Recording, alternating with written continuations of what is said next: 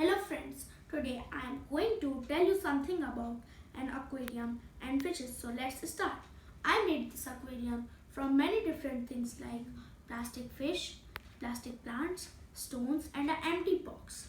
First I placed the stones at the bottom and put the plants and fish in the aquarium. Friends, as we all know that a fish is an aquatic animal and it uses its scales to breathe. And first the process of breathing of a fish is it uses its mouth for the inhale of the oxygen and the present in the water and uses its scales to exhale the oxygen present in the water.